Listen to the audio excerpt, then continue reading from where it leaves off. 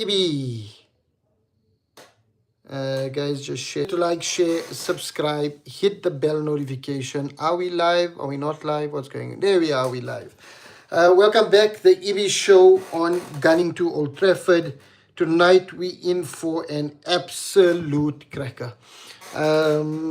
Guys, before we get going, don't forget to like, share, subscribe, hit the bell notification. Yesterday we had an absolutely amazing show with Abdul, kind of unpacking Arsenal in the Champions League versus Inter Milan, looking comfortable after making 7 changes, 7 points clear at the top of the table, and Manchester United coming up at the end of the week. So Abdul's show was amazing. If you missed it, please go back. He really unpacked where Arsenal are, some of the challenges, some of the opportunities. Arsenal are looking in good shape. 4 trophies, 4 competitions. Can they go all the way and do it? But let me not take my time to talk about the Arsenal. We'll take my time to talk about Manchester United. Before we get into my show, Abdul and I are doing the Arsenal versus Manchester United Challenge Week. Some really amazing challenges going on. We started off with the penalty challenge. We're dropping a few more challenges between tomorrow and Saturday. Where is our Slim Shady? Guys, today is the EB show. Slim Shady was there yesterday, but he is in the comments. So give Vereniging Old Boys a shout. Abdul is there. He can keep you entertained. So where was I? Oh, the challenges. So we're doing the penalty challenge. We did the penalty challenge, which we posted yesterday. Guys, absolute brilliance. Brahim Diaz, come to me. Your Ibrahim will show you how to do the Panenka. It was absolutely amazing. Abdul with some crackers as well. We still got the Dizzy challenge. We've got the distance challenge, and we've got the foot golf, and then we've got FIFA or EAFC coming up over the weekend. So a really packed schedule in terms of the challenge week. Hoping to keep you guys entertained. So now let's get into the EB show. Where do we start? I think it would only be fair to start off with Manchester City demolished, Arsenal up next. Guys, when Michael Carrick came in, everybody thought, two of the toughest fixtures for him to kind of take charge of. Manchester City up front, and the writing was on the wall. Everybody was talking about rugby scores, people talking about big hidings for Manchester United. And, the opposite was absolutely true. Manchester United outplayed and outfootballed Manchester City for the 90 minutes. We dominated. And yes, we spoke about possession, and I think it's important to understand a football game is not determined on how much possession you have, but what is the end result of the game. And I think people get kind of stuck on their piece. Carrick outcoached Pep Guardiola for that particular match. We outplayed Manchester City. They were chasing shadows the entire game. We had the ball in the back of the net 5 times, only won 2-0. But we should have at least have been 3 up, and we missed certain chances where we could have been 4 or 5 up. So absolutely dominated Manchester City. And all of those pundits going into the week, and when I talk about pundits, I talk about the Manchester United legends, talking smack the whole week how Manchester City are going to run riot against Manchester United, how Erling Haaland will put Lisandro Martinez in his pocket. But the adverse was actually true, because Erling Haaland actually ended up in Lisandro Martinez's pocket. We always say it, or what we've been saying this entire week. When he went home, he had to first take out the 3 points from his pocket. He then needed to go and look for Phil Foden in his pocket. He then had to find Ryan Cherky in his pocket. And then eventually got to the bottom where he had to take Erling Haaland out. So, absolutely dominated. And I think what really epitomized how Manchester United outplayed and dominated Manchester City was the tiki-taka rondo that kind of happened right in front of Pep Guardiola. A simple triangle, and that ball moved, and the Manchester City defenders had absolutely no idea what was going on. And their misery continued against Glint, Bomo Glint or Bodo Glint in the Champions League. So really love the downfall of Manchester City at this moment. And of course, we did a favor to our partners in crime, the other side of gunning to Old Trafford, the Arsenal. You're welcome, Abdul. But, we give it sometimes and we take it sometimes. So we gave you an opportunity to kind of go forward against Manchester City. But come this week, my buddy, no, no friends, no bad blood, but no love lost. Manchester United are going in for all 3 points. And I was talking to somebody a little bit earlier, and whenever Arsenal are flying, if you remember the 49 game streak, we broke it. When Arsenal were flying in the Champions League, Cristiano Ronaldo with an absolute banger to get Arsenal out. And, now unbeaten at home this season, and it's going to be about Manchester United kind of cracking them and taking it to them. So I think obviously, Arsenal, are coming into this game under pressure. Everybody expects Arsenal to win. They're the favorites. Manchester United are the underdogs going into the game. Less pressure on Manchester United. And I think that, we can absolutely do something about taking the points home. I still think Arsenal have enough in the tank to get them across the line. So I don't think this is going to impact their title charge. But I honestly think Manchester United can go to the Emirates and come away with all 3 points.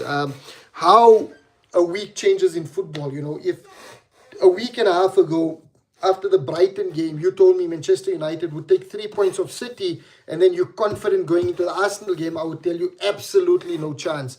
Like, the late Mr. Lunat used to say, and, may Allah grant him maghfirah and grant him Jannah. We always thought Manchester United only had two chances. No chance and a dog's chance, and it was, that's what we thought going into the Manchester Derby and thinking about the Arsenal game.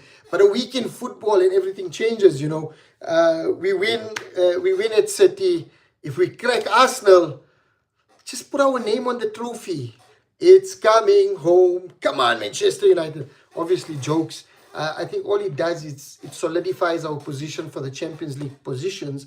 And Arsenal still kind of move forward from a title charge perspective. So all the best to Abdul and the Arsenal fans. But we ain't going to be any walkover come this weekend. And for sure, on Saturday when we do our EAFC, you'll definitely get a glimpse of our preview with Arsenal versus Manchester United in a best of three. And then stay tuned for our watch along on Sunday, where Abdul will be dialing in, I'll be dialing in, and you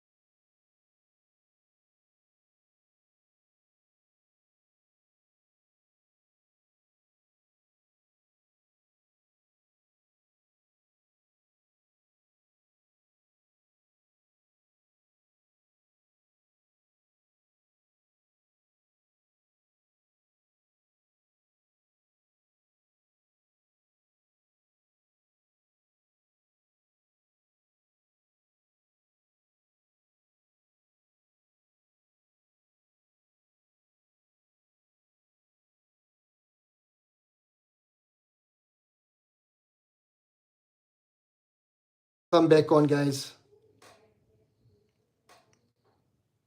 Hello. Hello. Guys, am I back? Is the sound back on?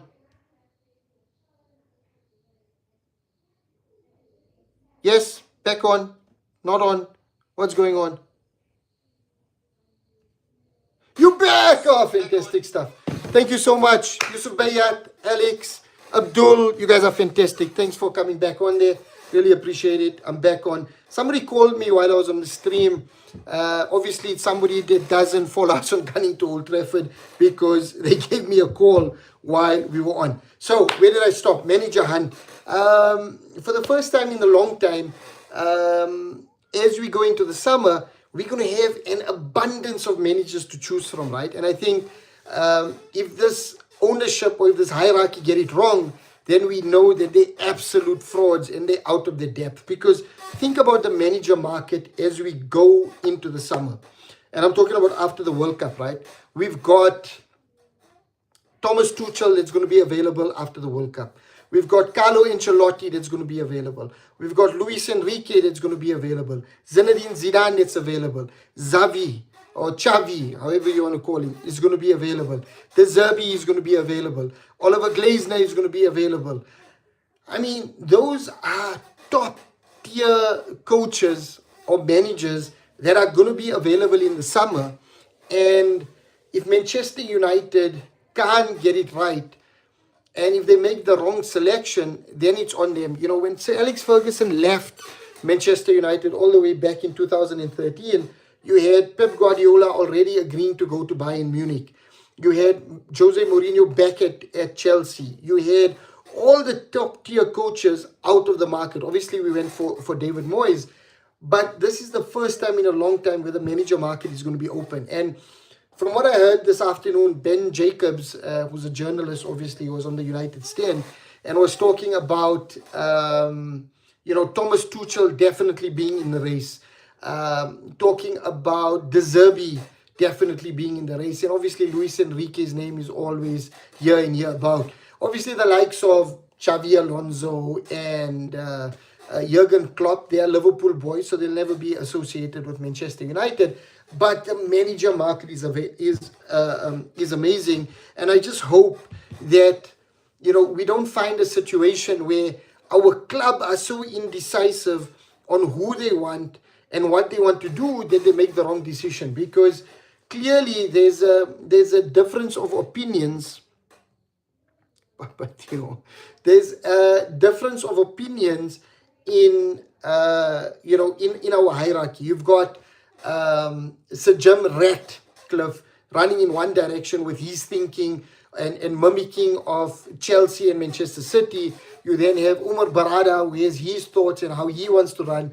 Jason Wilcox is running in one direction. Favell running in one direction. And then the Glazers obviously want to do something at the cheap. So we've got all of these people going in a different direction. We hope that they're able to kind of bring it together and make a decision that's beneficial for Manchester United, and that we make the right selection. Honestly, if I had to put it in my top 5 rankings, I would go potentially Luis Enrique first if he's available. Obviously, he might be prime for Manchester City, but if Luis Enrique is available, he should be number 1 target. Number 2 should be Thomas Tuchel. I think he can do a job for Manchester United. Then we go down to Carlo Ancelotti. I would then say De Zerbi. And then maybe number 5, Michael Carrick, if he does a job. So that would be my top 5 managers that we as Manchester United go in for. And I just hope that this absolute bunch of losers that are in charge of our club make the right decisions and do what's right for Manchester United. And with that, I'd like to go into another topic which just talks about what loses this ownership is. I seen a report that came out today around the top revenue drivers, top clubs with revenue drivers. And that was always kind of jumping between Manchester United and Real Madrid as the top revenue drivers in football. And what I seen today actually shocked me. Manchester United was 6th or 7th on that list, behind Arsenal, behind Liverpool, behind Manchester City in England, let alone Barcelona and Real Madrid. And that tells you that this, when you don't have success on the football field, it also starts hurting your pockets outside the football field. And let's remember, Manchester United is a giant brand. We've built this and it was a money-making machine. But the next generation of football viewers are not going to be interested in Manchester United because they don't see the club winning. They don't see the club picking up trophies. And if you do not prime yourself for the next 10, 15, 20 years, this absolute institute that is Manchester United won't disappear, but it won't be the giant that it is today in 10 to 20 years from now.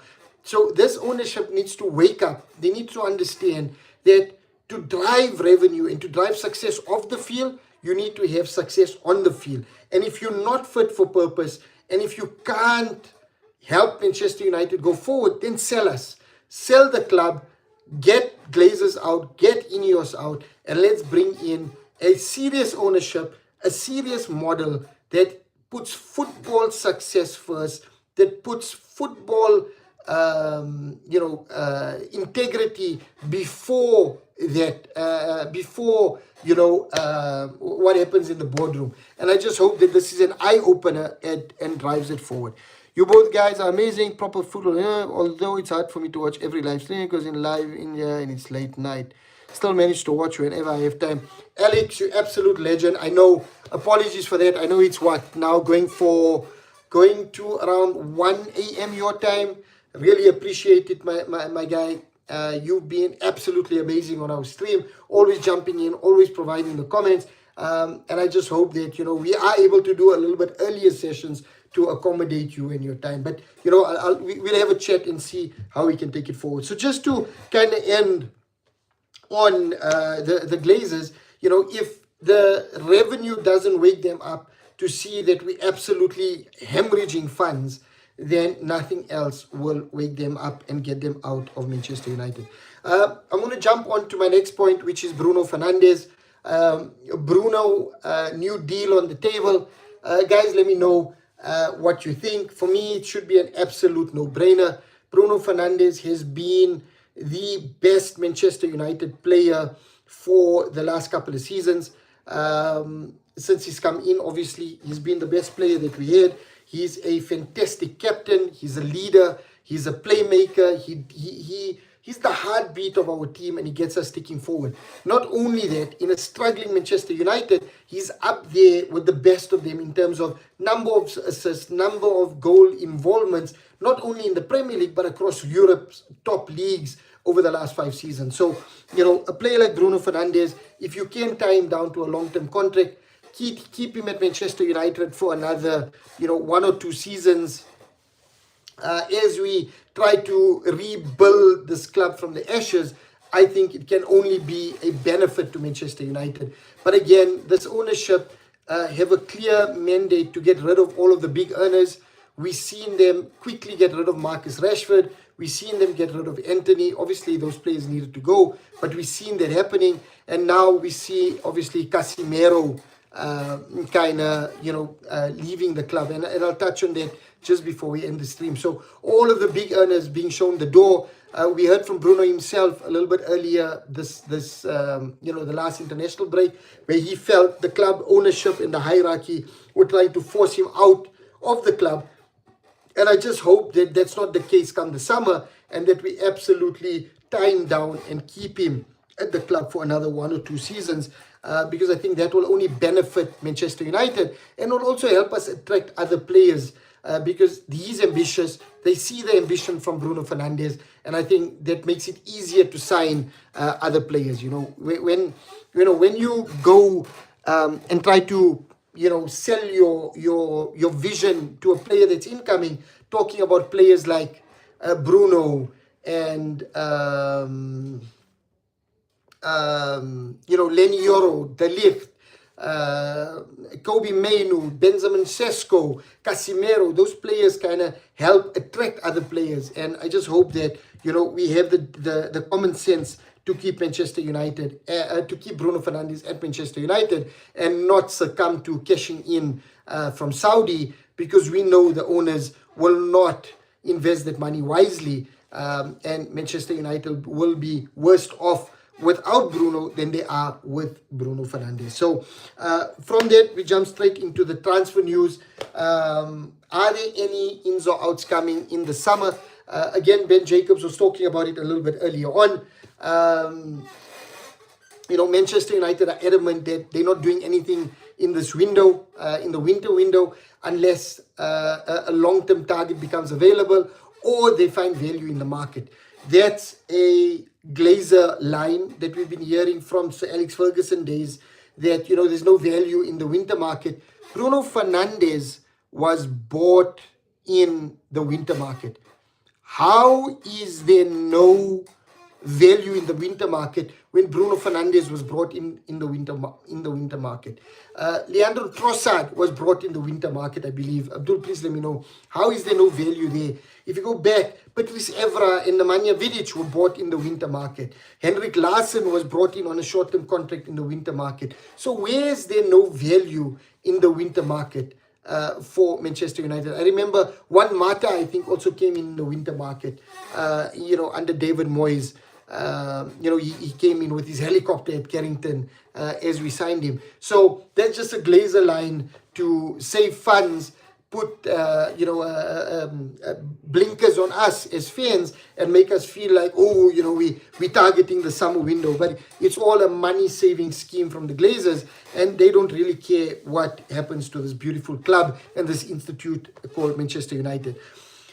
But there's been some talks this window, so they're adamant that they're not doing anything. But Ben Jacobs has been talking about a mystery midfielder. Only Manchester United will create this type of hype, because it's all about the clicks, it's all about the social media, it's all about the shares, etc. They don't care about the club, they only care about the interaction. So they create this hype around this mystery player coming in at Manchester United, and there's been speculation, is it Ruben Neves?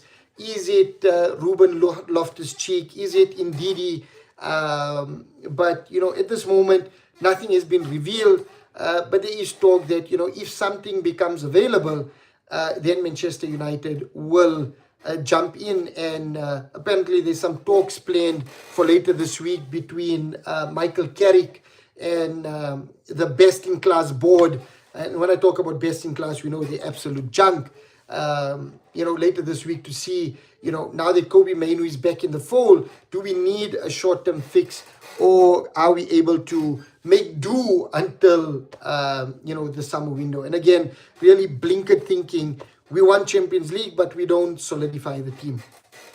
So I think, let's see what happens over the next couple of days. I think we 7 or 8 days to the transfer window closing. Are Manchester United available to do something? And then we see how we take it from there. Before I continue, just some comments. Our magician, definitely the heart of our team. Definitely agree with that, Yusuf Bayat. Shady with the magician, the oracle coach. It's Rehan. Hey, Rehan! We're going to get your video out, my boy. Thanks for making it a memorable moment with the Dizzy Challenge. Zubi versus Bruno, what an encounter that's going to be. And then we got Alex. Saudi gave 1 billion contract to Vinny. I saw it on X. That's absolutely disgusting.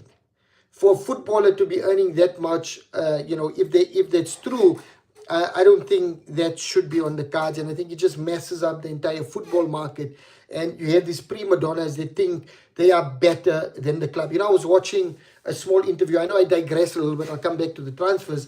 I digress a little bit. I watched the overlap this morning as I was driving into work. I was just listening to it.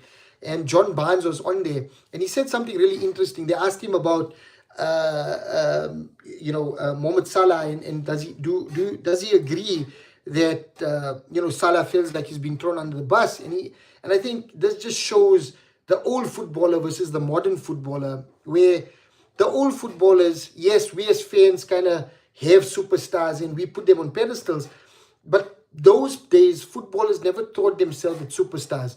They played within a team dynamic. They knew that they needed to rely on their teammates, and everybody was important within that cycle.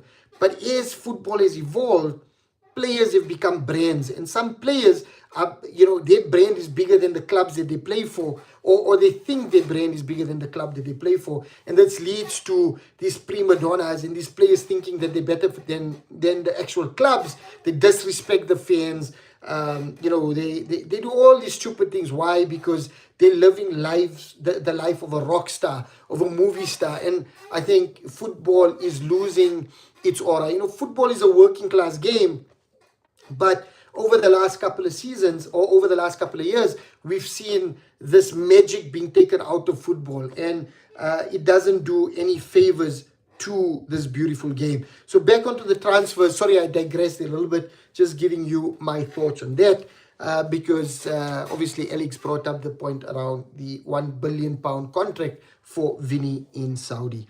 So from a transfer perspective, a little bit of tongue-in-cheek. Obviously, we know we spoke about the midfield and what's potentially happening there, but there could be an opportunity. And when opportunity arises, you need to strike. And Jean-Philippe Mateta recently put in a transfer request at Crystal Palace, and he insists that he wants to leave before the window closes.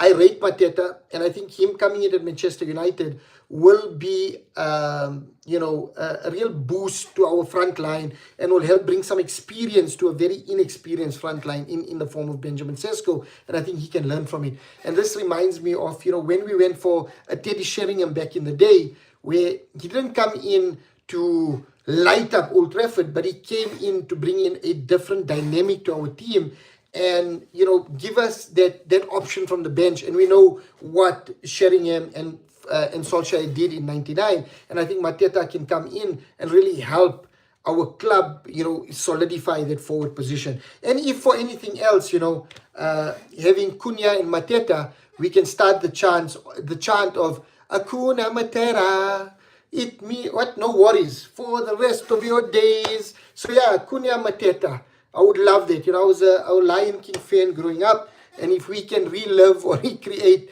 the Lion King soundtrack with Cunha and Mateta, it would be absolutely epic. So if for anything else, just for that alone, I would like to see Mateta at Manchester United. A little bit of a joke there, obviously, but let's see what Manchester United does in the transfer window as we come to a close. I know all of you in there are singing Hakuna Matata right now. You're welcome, and it means no worries, obviously. So let's enjoy that and get through the rest of the stream. We touched on Bruno. We touched on the transfer news. We've touched on United dropping revenue. Last 2 points. The legends of our club, are they doing more damage to Manchester United with their analysis of our games, with their constant badgering of our players, or should our players grow thick skin?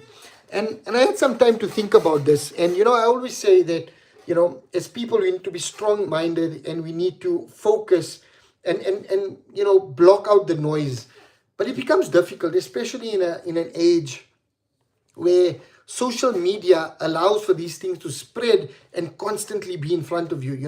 Back in the day, it was a newspaper article or a TV show once a week or a radio show, but it was limited to those platforms, and it wasn't being driven. But nowadays, a comment is made and it's clipped up, sent across social media, memes are made out of it, shorts, and it's flying across social media, and these things live across these players, and these players see it on an ongoing basis.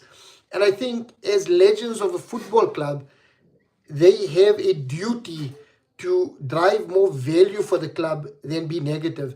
And I know Butt and Scholes had a fat lot to say, and they kind of mocked Martinez about it and said, when we were growing up, we had Alan Hansen and the like, kind of, saying you can't win anything with kids, and people went in on us. But you never had Sir Bobby Charlton doing it. You never had Sir Matt Busby doing it. You never had Brian Robson coming in and talking crap about the class of 92. And, when a club legend talks about it, it holds more weight and it hits home more. And the impact is more piercing to a player than a rival pundit or a journalist that's not associated with the football club. But when a legend does it, it hurts and it stings more. And I would appeal to the likes of Roy Keane, Paul Scholes, Nicky Butt, and the like. Keep it about the football. Don't make it personal, going on and Carrick's wife, talking about Martinez being short and being bullied by Erling Haaland. Keep it about the football. Yes, you don't want to see Manchester United suffer. Have a pure football analysis. Don't make it personal. And instead of harming the football club, try to do something that benefits our football club. You all benefited from Manchester United, and now is not the time to kind of help the narrative and create more noise around our players as they try to develop and grow and get a club back to where it needs to be. So the question is, are our club legends doing more harm? Yes, I think some of them are, especially the British legends.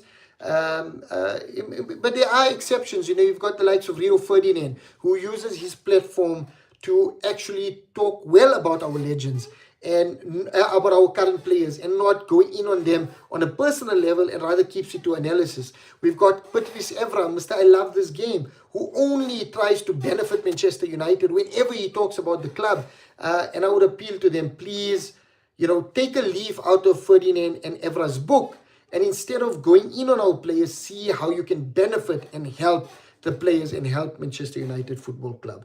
And finally, before I close out the stream, Casemiro has today announced that he won't be renewing his contract. Obviously, there was a clause in his contract that if he plays 35 games the season, or he starts 35 games a season, that we would automatically trigger a one-year contract, or Manchester United could trigger a one-year contract. But it's been mutually agreed by the player and the club that at the end of the season, Casemiro will be leaving Manchester United. All I'd like to say is to Casemiro, thank you for all of the memories. It's been an absolute pleasure seeing you don the colours of Manchester United. You truly became a cult hero at Manchester United. And, you know, your performances, the effort that you gave for the club didn't go unnoticed. Your hunger, your determination to drive this club forward doesn't go unnoticed. And your comments about, the trophies that you won with Manchester United actually hold closer to your heart than anything else that you won in your career. That means a lot to us. And we wish you all the best in your, the future of your career. And we hope that this last 4 months, you're able to give us your best, able to really dig in, get us into the Champions League spots, and leave Manchester United in a better position, as you kind of move into the next chapter of your footballing career. Where I'd like to see Casemiro go, I'd like to see him link up with Ronaldo at Al Nassr. That would be fantastic. See him there for a season, and then obviously back to Brazil to kind of end out his career. So it'll be nice to see him at Al Nassr with Cristiano Ronaldo for one more season, and then back in Brazil to kind of see out his contract. And I would love to have Casemiro back in some form at Manchester United in the coaching staff, because his hunger, his determination, that tenacity is something that all footballers can learn from. He's an old heart, an old head, reminds me of football back in the day. Guys, don't forget to like, share, subscribe, hit the bell notification. That's the EB show for today. Thank you for joining in. Thank you for all of the comments. Thank you for keeping this channel going. Like we always say, by the fans, for the fans. We are just two fans that are doing and talking about what we love.